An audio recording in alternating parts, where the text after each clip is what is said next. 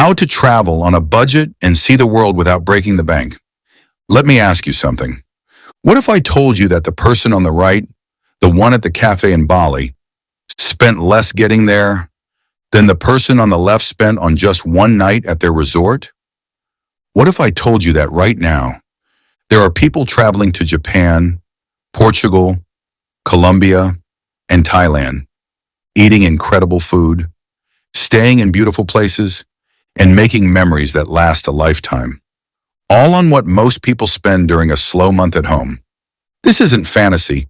This isn't a social media illusion.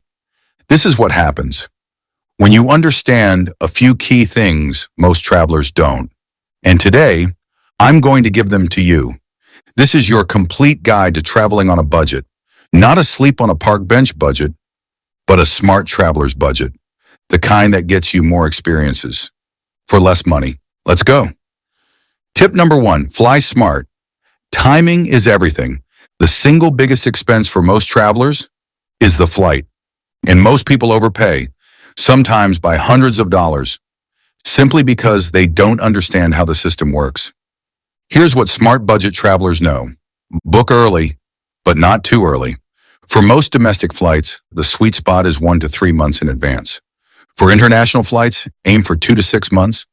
Book too early, and airlines haven't released their best prices yet. Book too late, and you're paying panic prices. Fly on Tuesdays, Wednesdays, or Saturdays.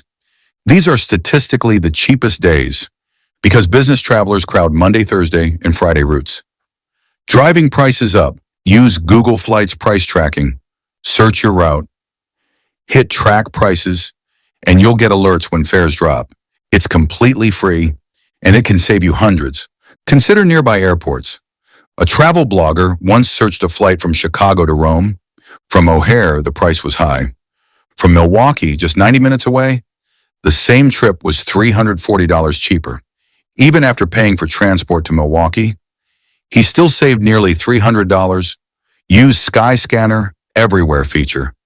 Enter your departure city, set your destination to everywhere, and it shows you the cheapest places you can fly. This is how smart travelers decide where to go, based on opportunity, not guesswork. One last hack. Use incognito mode when searching flights. Some booking sites track repeated searches and may increase prices. Incognito keeps your search clean. Tip number 2, travel in the shoulder season. Peak season means 2 things: crowds and higher prices. Hotels double their rates, tours sell out, and you're competing with thousands of people for the exact same experience. Shoulder season, just before or after peak travel periods, is where the real value is. For example, Paris in July can cost $250 to $350 per night for a mid-range hotel. The same stay in late September or October, around $120 to $160. The Eiffel Tower is still there. The croissants are still incredible. The city still feels like a painting. You just pay less and enjoy more space. Santorini in August? Beautiful, but crowded and expensive. Go in May or October, and you'll get the same views, with up to 60% lower accommodation costs. Bali is another great example. The best balance of price and weather is between April to June and September. Avoid the heavy rains from November to March and the peak crowds of July and August. A simple shoulder season check can save you 30 to 50% on accommodation. Tip number 3, rethink where you sleep. Hotels want you to believe you only have 2 choices: expensive hotels or basic hostels. That's not true. Here's what smart travelers actually do. Stay in hostels with private rooms. Modern hostels have changed. Brands like Generator Hostels and Selena offer private rooms with en-suite bathrooms, fast Wi-Fi, co-working spaces, and even rooftop bars. At 40 to 60% less than hotels. Think $35 to $60 per night in cities where hotels cost over $120. Use Airbnb for longer stays. Book for a week or more, and you can unlock discounts of 25 to 40%. Plus, you get a kitchen. which leads to the next strategy. Try house sitting. Platforms like Trusted House Sitters connect travelers with homeowners. Who needs someone to look after their home and pets? You pay a yearly fee, but your accommodation becomes completely free. Some people travel for years this way, without paying for a single night. And yes, couch surfing still exists. It's free and often more valuable than a hotel because you connect with locals who show you places tourists never find. Just remember, always read reviews carefully and communicate clearly before booking. Tip number 4, eat like a local, not like a tourist. The most expensive meal in any city is usually the one closest to the main attraction. That pizza next to the Colosseum? Overpriced and average. Walk 2 streets away and everything changes. Better food, lower prices. Here's how to eat smart. Eat where locals eat. If a menu is translated into 5 languages, with photos of every dish, you're paying a tourist premium. Look for handwritten menus, busy tables, and local customers. Street food? Often the best food. In Bangkok, a plate of pad thai from a street vendor costs around $1.70. The same dish in a tourist area?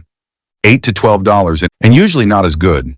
Use local markets in Lisbon, Mercado de Ribeira, in Mexico City, Mercado de Medellin, in Marrakesh, the souks of the Medina, fresh fruit, bread, cheese, local snacks, all at a fraction of restaurant prices. And finally, cook sometimes. Even 1 or 2 home-cooked meals per week can save $20 to $40. Over a 2-week trip, that's up to $80 back in your pocket. Tip number 5, master local transportation. Transportation doesn't stop at flights. In many cases, what you spend getting around a country can quietly exceed what you spent getting there. Here's how smart travelers keep those costs low. Skip taxis whenever possible. In many tourist-heavy cities, taxis are priced for convenience, not value. Instead, use public transport. Subways, buses, and trams are often clean, safe, and incredibly efficient. In cities like Tokyo, Lisbon, or Berlin, you can cross the entire city for just a few dollars. Use ride-sharing apps wisely. Platforms like Uber or Bolt are often cheaper than taxis, but even then, compare prices before you book. Sometimes local apps are even cheaper. In Southeast Asia, Grab dominates the market and offers significantly lower rates. Walk more. This sounds simple, but it's one of the most underrated travel strategies. Not only does it save money, it also leads you to hidden streets, local cafes, and moments you would have missed otherwise. For longer distances, use buses and trains instead of flights.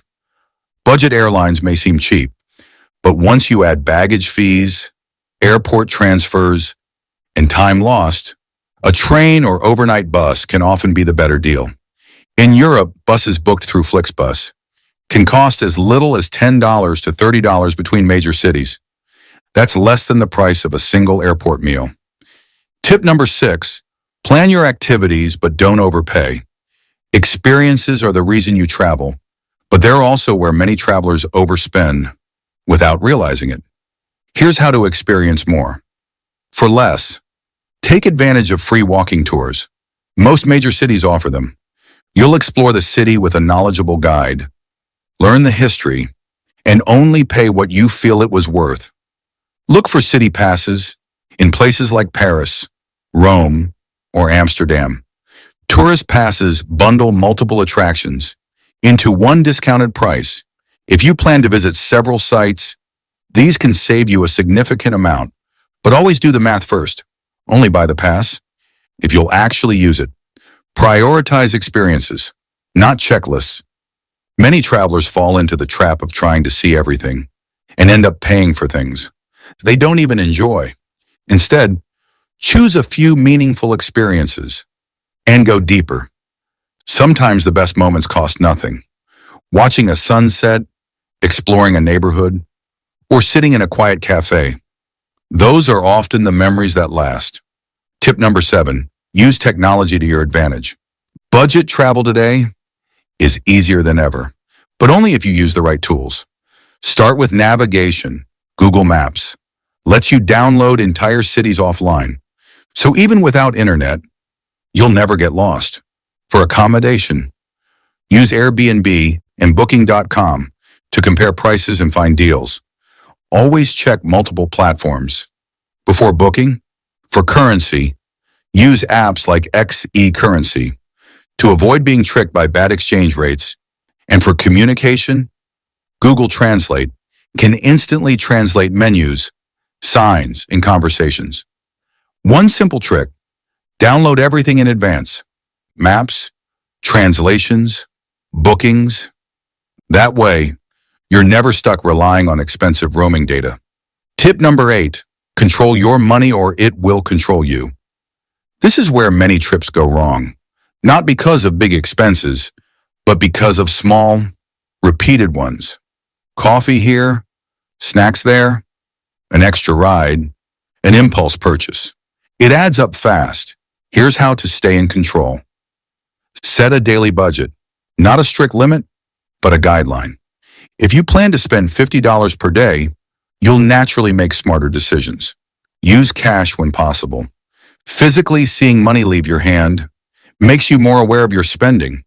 Avoid airport currency exchanges. They often have the worst rates. Instead, withdraw from local ATMs or use travel-friendly cards. And most importantly, track your spending. It doesn't have to be complicated. Just a simple note on your phone is enough to keep you aware. Conclusion: at this point, you might be realizing something. Budget travel isn't about sacrifice. It's about awareness. It's about knowing where your money actually goes and choosing better options. Because the truth is, travel isn't expensive. Uninformed travel is.